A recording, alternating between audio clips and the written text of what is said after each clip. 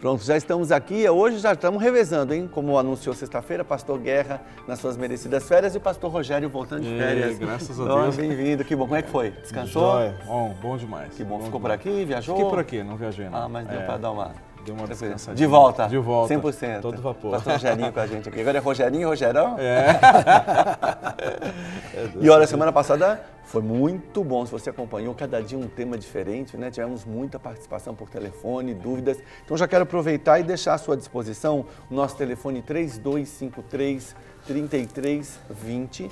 3253-3320. Você fala ao vivo aqui com a gente, fazendo a sua pergunta, o seu comentário, o seu testemunho, depoimento, ok? É muito bem-vindo. 3253-3320. E o pastor Rogerinho está me contando aqui o tema de hoje, que é inimigos da restauração. Né? Semana passada você não estava aqui, mas você deve ter acompanhado. Nós falamos sobre temas assim, sobre que instigaram o nosso telespectador, né? Falamos sobre sugadores, falamos sobre geradores, né? Foram temas assim, até o título assim, do que eles estão falando, né? Foi bom demais. E hoje tá bem também, inimigos da restauração. Eu acho que todo mundo busca restauração, né?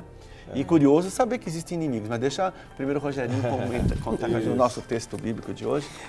Nós vamos estar direcionando, tio, dentro do contexto que Neemias viveu. Então, nós vamos identificar através do livro de Neemias alguns inimigos que se levantaram contra Neemias e contra o projeto que Neemias tinha no coração, colocado por Deus, que é a restauração dos muros de Jerusalém. Então, nós vamos ler um texto que está lá no capítulo 4, do verso de 1 ao 6. Ele diz assim: tendo Sambalate ouvido que edificávamos o muro, ardeu em ira e se indignou muito e escarneceu dos judeus. Então falou na presença de seus irmãos e do exército de Samaria e disse: que fazem estes fracos judeus? Permite-se-lhes isso? Sacrificarão? Darão cabo da obra num só dia? Renascerão acaso dos montões de pó as pedras que foram queimadas? Estava com ele Tobias, o amonita, e disse: ainda que edifiquem, vindo uma raposa, derribará o seu muro de pedra. Ouve, ó nosso Deus, pois estamos sendo desprezados. Caia o seu opróbrio sobre a cabeça deles, e faze que sejam despojo numa terra de cativeiro. Não lhes encubras a iniquidade, e não se risque de diante de ti o seu pecado, pois te provocaram a ira, na presença dos que edificavam. Assim, edificamos o muro, e todo o muro se fechou até a metade de sua altura, porque o povo tinha ânimo para trabalhar. Uau.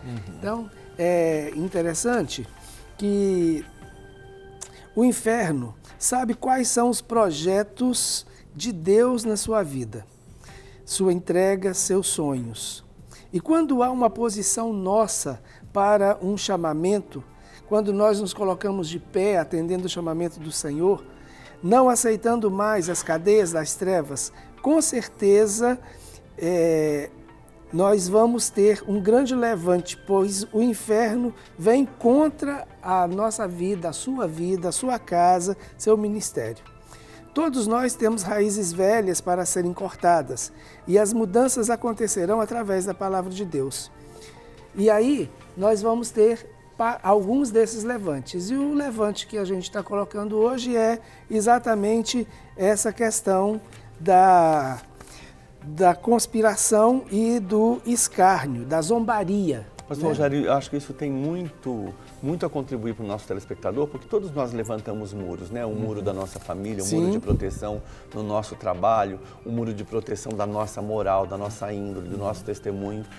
E lendo essa parte da porção da palavra de Deus, a gente vê quantas palavras negativas foram lançadas só de se começar a construir esse muro, né? E essa é uma das coisas, Tchuli, que a gente tem percebido na vida, não nas nossas vidas, mas na vida também das pessoas que nos procuram para serem tratadas e são desafiadas a restaurar. Quando houve uma palavra né, no sentido assim, ó, existe solução para a situação que você está vivendo. Então a pessoa cria aquele ânimo, né, vem aquele renovo sobre a vida dela, ela então entra nessa empreitada, e principalmente nós falando início de ano. Então início de ano assim, esse ano vou fazer isso, vou fazer aquilo, vou restaurar essa área, vou pagar aquela dívida, vou procurar aquela pessoa, vou consertar.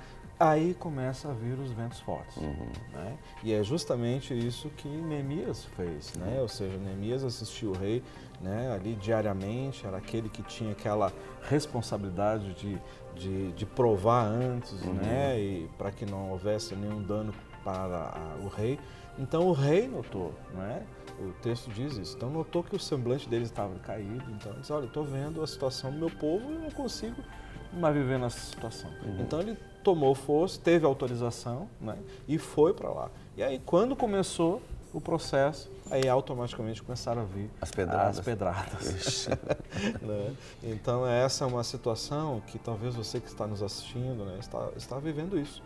Né? Você tomou uma decisão, estabeleceu, vou começar a consertar essa área, vou procurar as pessoas que eu preciso, né, acertar. Na minha vida, esse ano vai ser o ano da comunhão, né, estabelecido pelo nosso líder, mas ao mesmo tempo é o ano da restauração, e aí começa a vir, né, o inferno se levantar e dizer, você não vai dar conta, você não vai conseguir. Né? E foi justamente o que foi falado aqui para Neemias e o povo. Né? Pastor Jairinho, você acha que as pessoas já têm que estar preparadas para as pedradas, porque elas virão mesmo?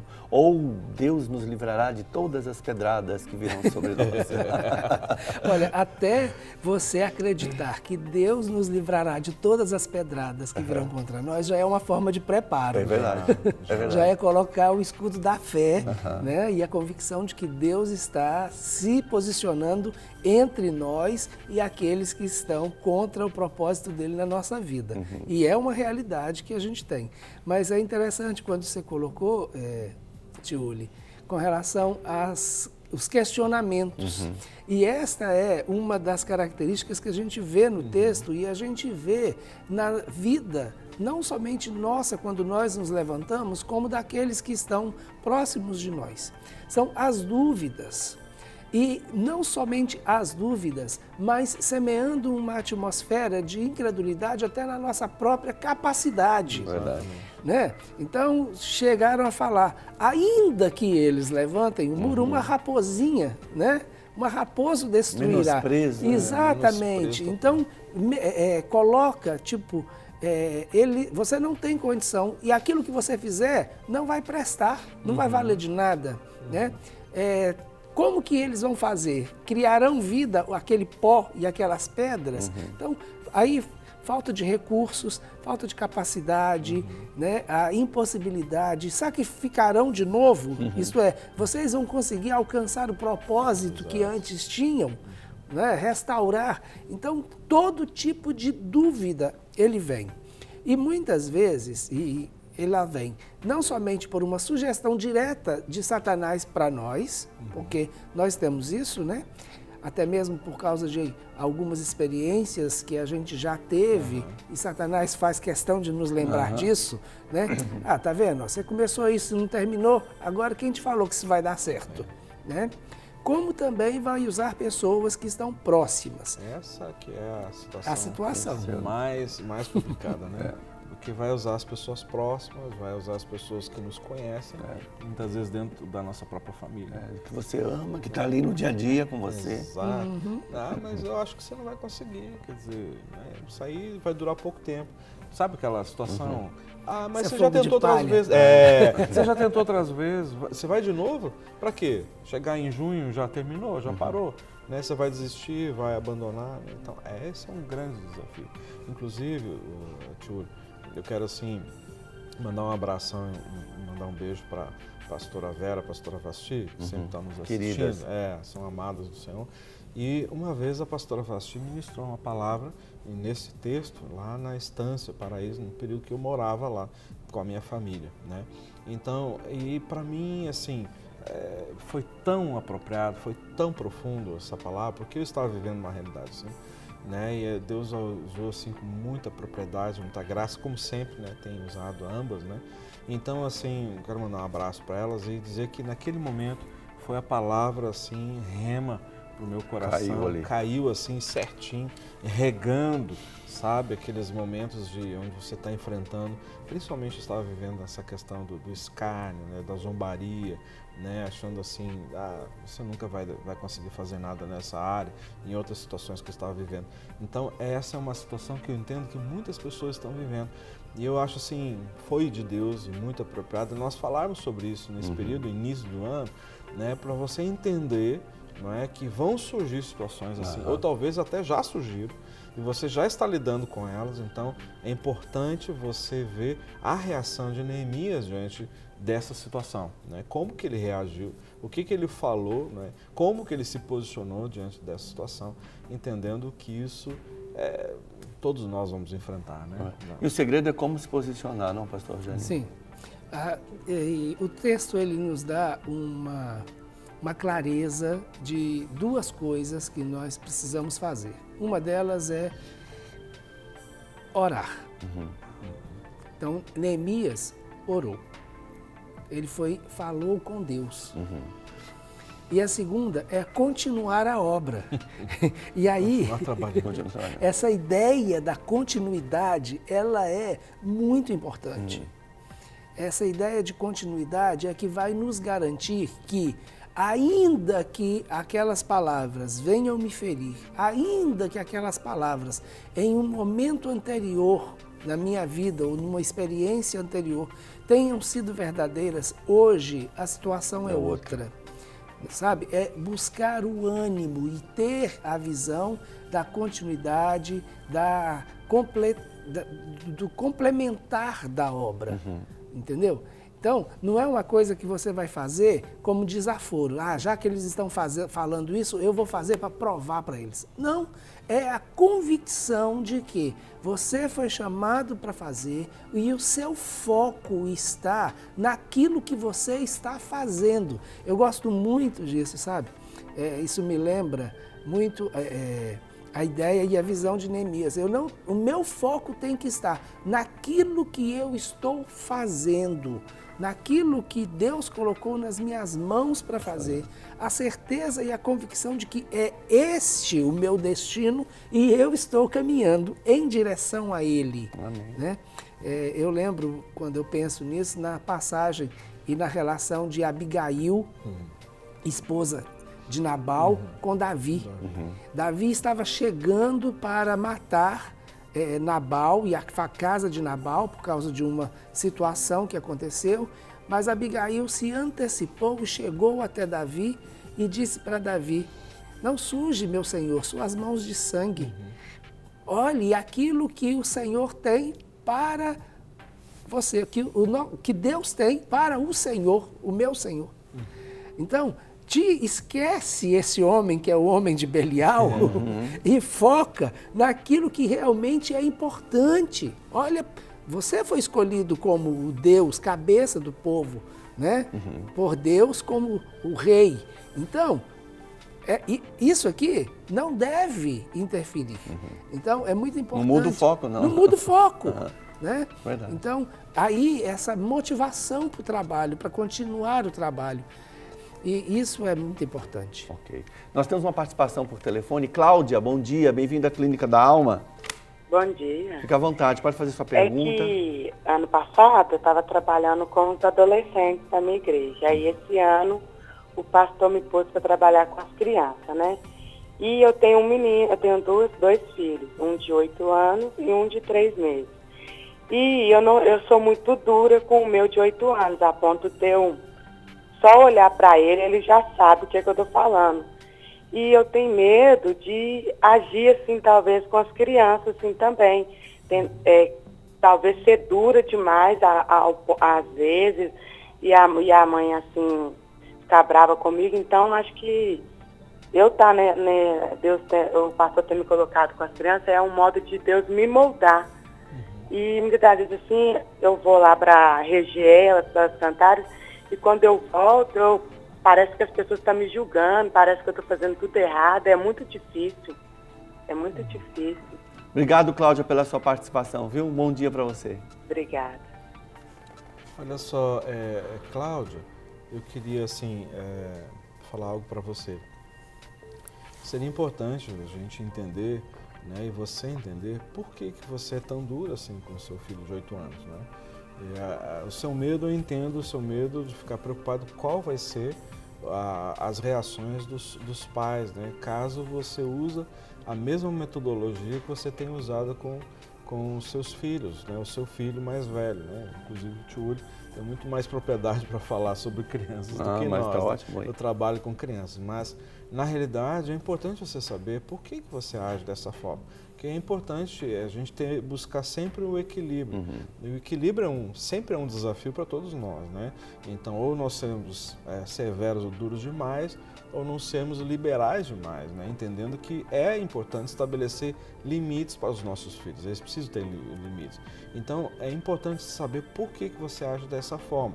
Muitas vezes nós reproduzimos a forma que nós experimentamos a respeito dos nossos pais. Então, é importante você entender isso, né, para que haja um equilíbrio maior no seu coração e automaticamente você ser esse canal de bênção na vida das outras crianças. Agora, uma coisa que eu sempre entendo é que nada chega até as nossas mãos por acaso. Não existe acaso, não é?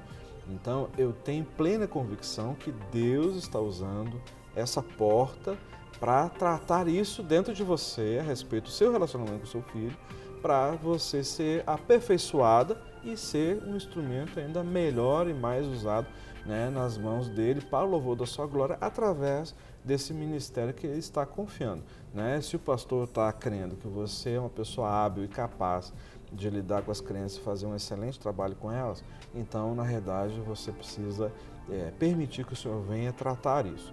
E eu quero aqui nós queremos colocar a Clínica da Alma à disposição para também ser um instrumento para te ajudar nesse processo da sua vida, se assim você desejar, tá bom? Benção, muito bom, perfeito. Mas, Rogério, pensando nesse texto, a gente percebe que o posicionamento de Neemias frente a esses ataques todos é que deu uma direção para o povo de como reagir, né? Porque parece que mesmo com todas essas afrontas todas, o posicionamento do líder, já pensando nos pais de família, nas famílias, né?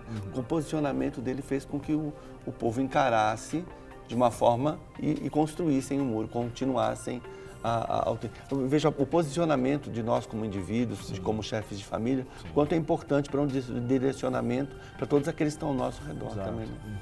É muito interessante porque aí você vê o caráter do líder, né? E o posicionamento do líder vai influenciar aqueles que estão debaixo da sua liderança. Uma das coisas interessantes que o Rogério começou hoje comentando é com relação àquilo que já estava no coração de Neemias, de acordo com as notícias que ele estava recebendo. Então, ele entendeu que ele tinha uma responsabilidade com a cidade de Jerusalém e com o povo da cidade que já estava em Jerusalém. Se você parar para pensar, Neemias era um copeiro. Então, ele não tinha uma função dentro do reino, né, da estrutura governamental. Né? Ele não tinha uma função de autoridade e de governo. E nem fez um curso executivo, né, de sucesso. Não. Mas ele era um líder no meio do seu povo.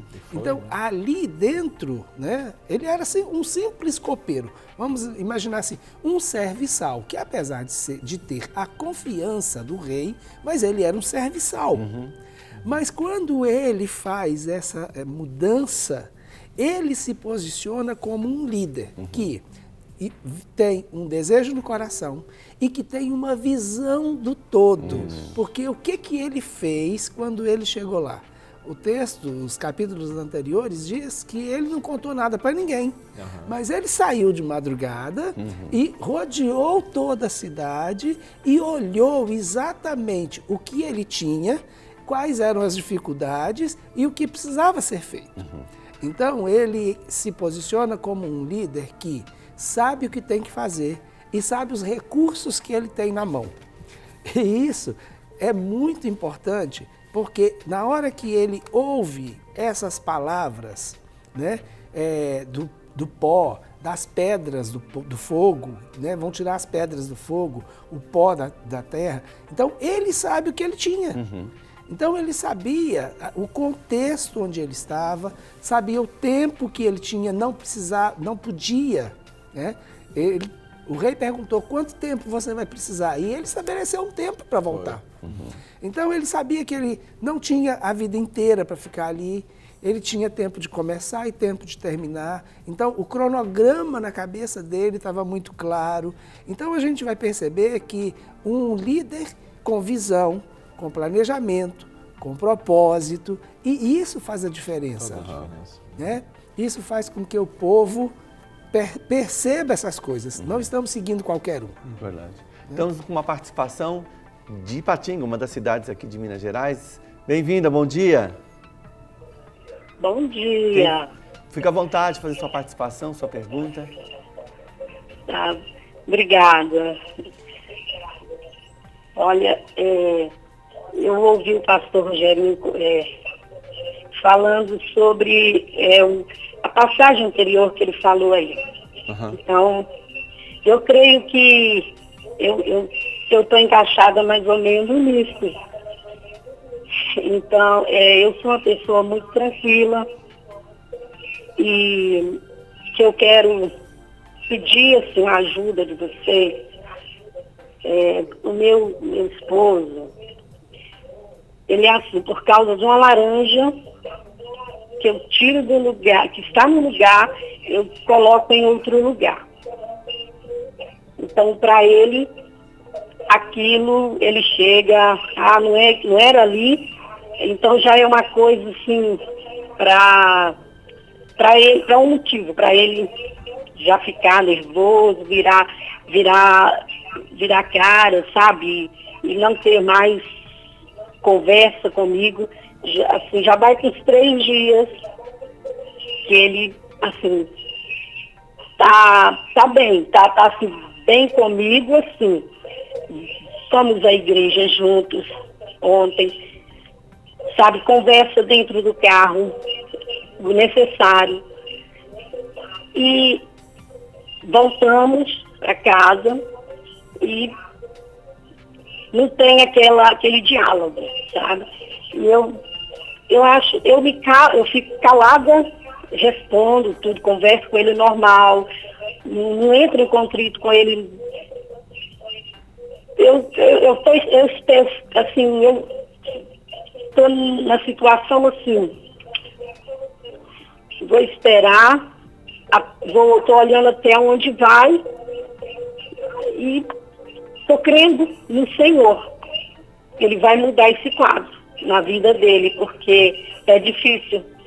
É difícil, eu não quero entrar em contenda, não quero ficar fazendo pergunta, por quê? Porque eu já sei que é por causa de uma laranja que está no lugar, eu mudo, para ele já é demais. Então já é motivo de ficar mudado, diferente. E eu quero pedir vocês que me ajude nessa, como agir, que eu ajo assim, eu estou calada diante da situação, em nenhum momento, assim, tudo que precisa, eu estou ali, sabe, como assim, de manhã nós levantamos, ele coloca a pasta de dente na minha escova, e eu coloco na dele, é assim. Então eu não mudo minha forma dentro da minha casa com ele, não mudo meu jeito com ele em nada. Pastor. Quanto tempo de casamento vocês têm? E eu quero perguntar para vocês como eu devo continuar assim. Eu fico calada diante, só orando e servindo a ele como mulher sábia. Amém? Deixa eu aproveitar de fazer uma pergunta. Quanto tempo de casamento vocês têm? Já vai para 3 anos. 3 anos? Ok, obrigado pela sua participação, viu? Bom dia para você. Pastor Rogério? Eu ia perguntar isso, quanto tempo de casados e se vocês são casados legalmente, não é? Porque, pelo meu entendimento, pelo pouco que você colocou, né, ele tem essa característica de perfeccionista, detalhista. né? E quando tem alguma coisa que sai contra a vontade dele, então ele tem esse tipo de atitude, né? Ou se cala, às vezes pode usar como manipulação para fazer exatamente aquilo que ele quer. Então, pelo que eu estou entendendo, né, ele entrou para um relacionamento para ser feliz. Né? Pelo que eu percebi, eu não estou vendo que ele entrou para um relacionamento para fazer você feliz e você tem que fazer do jeito que ele quer todas as coisas. Então, meu entendimento nesse processo é que você precisa verdadeiramente investir, ainda de uma forma mais intensa, essa questão da oração, né, para que Deus possa alcançar esse coração e ele ser transformado, né, para que ele tenha verdadeiramente um encontro com o Senhor nesse sentido, de abrir mão do eu, não é, para que o Senhor venha ser o centro do relacionamento. Pelo que eu estou entendendo, ele é o centro do relacionamento. E você que tem que sempre ceder, não é? E você tem sempre que abrir mão. Então, eu vejo que você precisa orar muito nesse sentido, para Deus tocar nesse coração. E você buscar uma ajuda aí em Patinga, de alguém, um conselheiro, uma conselheira, ou um acompanhamento pastoral nessa área do relacionamento conjugal, porque pelo que eu já vi nas suas palavras, eu entendi assim que você está chegando num limite.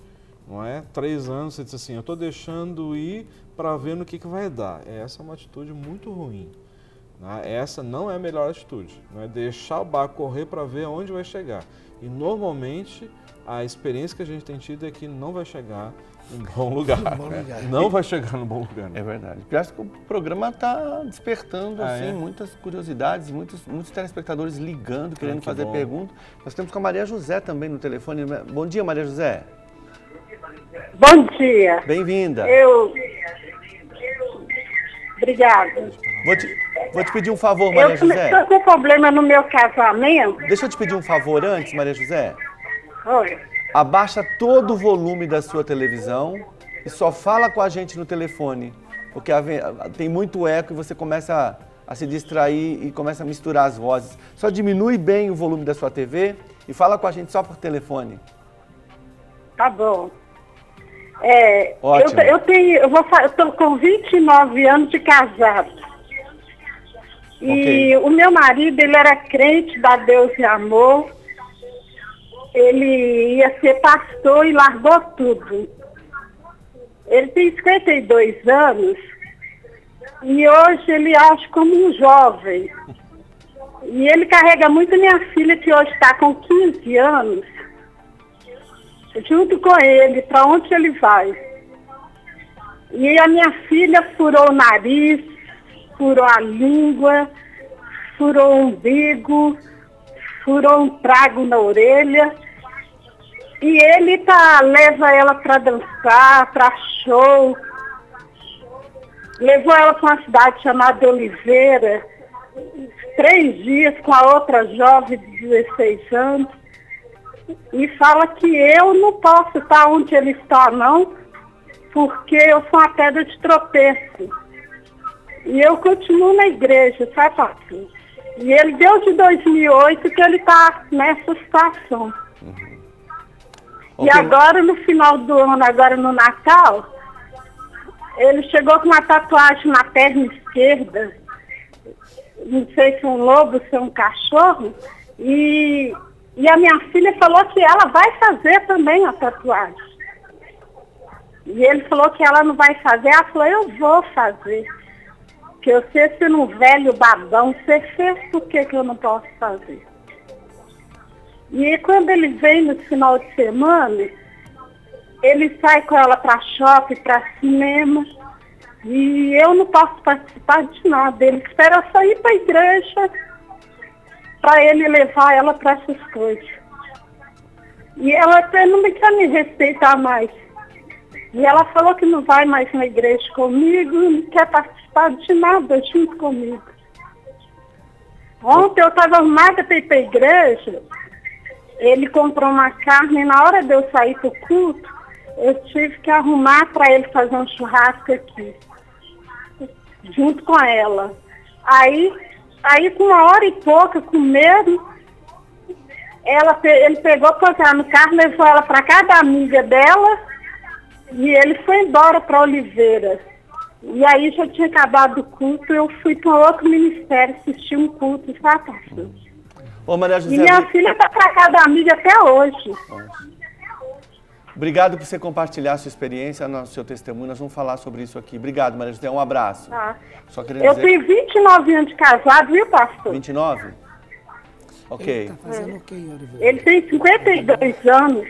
E quando você disse que ele foi para Oliveira, o que tem em Oliveira? Ele trabalha lá, ele fica no alojamento. Ah, durante a semana ele fica lá, então. É.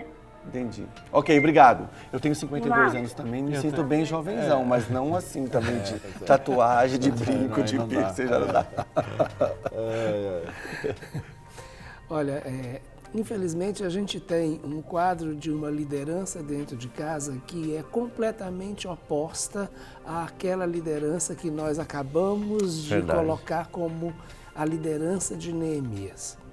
Então é uma liderança onde falta a visão da unidade, uma liderança onde não consegue colocar junto dele a participação daqueles que realmente são importantes, né? Não valorizando aqueles que começaram com ele desde o princípio da caminhada. 29 anos de uma relacionamento. liderança que perde o foco e de uma liderança que põe os seus bens a perder. É verdade. Porque o bem maior que o seu marido tem é a filha. E ele tem conhecimento de que o que ele está fazendo é colocar a sua filha a perder. Uma outra coisa extremamente importante e que aí você precisa realmente se posicionar é colocar que você é autoridade sobre a vida da sua filha. A sua filha pode ter 15, pode ter 16, pode ter 17, mas ela vai continuar sendo sua filha. A sua filha precisa entender que, independente de quantos anos ela tenha, ela precisa te honrar. E você continuará sendo mãe, então ela precisa te respeitar. Então, há determinadas coisas que eu penso que você precisa conversar sério com o seu marido. A primeira delas é, você está fora a semana inteira, então não quebre a autoridade a relação de autoridade entre eu e a minha filha. Porque você vai para Oliveiras trabalhar e eu é que fico com ela durante a semana. Exato. E o que ele está fazendo é isso, quebrando esse princípio de autoridade. Então aí você precisa realmente se posicionar, porque a filha é sua também. É verdade. Pastor Rogério, nós estamos chegando já quase para o finalmente, mas eu queria que para o nosso telespectador, né, todo dia nós temos sempre novos telespectadores que não conhecem ainda o Ministério Clínica da Alma, então eu gostaria que o pastor, por favor. Claro. Olha só, você que está nos assistindo e todos vocês que entraram em contato conosco, as irmãs, né, assim, não desanime, não é? Existe uma oportunidade, uma porta onde você pode buscar auxílio, ajuda, e nós estamos nos colocando à disposição ali através do Ministério Clínica da Alma, e nós estamos ali na rua Manuel Macedo, 1324, a rua bem atrás do Hospital Belo Horizonte, e o prédio que nós estamos, que é chamado de Central das Redes, está bem ali atrás do Hospital Belo Horizonte. Nós estamos lá de segunda a sexta-feira, a partir das 9 horas da manhã até às 18 horas. Então, qual é o procedimento? Você não precisa nem ligar, você pode ir diretamente lá, né? Nós vamos ter ali um questionário, que é uma ficha, né, de aconselhamento que você vai preencher, e depois nós vamos entrar em contato com você para agendar. Não é? Também temos atendimentos com profissionais, irmãos, né, irmãs em Cristo, que são psicólogos. Temos também profissionais na área da psicopedagogia, que também atendemos crianças a partir dos 5, 6 anos de idade. Crianças estão tendo alguns distúrbios, alguns problemas, quer seja de ordem espiritual e também emocional, né? E também nós temos a nossa escola, que é a Escola de Restauração, que vai iniciar agora a partir do dia 9 de fevereiro, que é uma escola onde nós vamos ter aulas ali segundas e terças-feiras. Temos turmas à tarde e turmas à noite, onde o que tem essa escola? Ali você vai poder se preparar melhor, ao mesmo tempo você ser ministrado pelos ensinos. São 16 matérias especificamente na área de restauração, é o que nós estamos trabalhando aqui, né? E depois temos os acampamentos de final de semana, que nós vamos ter a partir de março. Mas aí você vai poder acessar o nosso site, que é o clinicadalma.com, tem o Facebook e tem os telefones de acesso que você pode entrar em contato, tirar alguma dúvida no nome de Jesus, viu?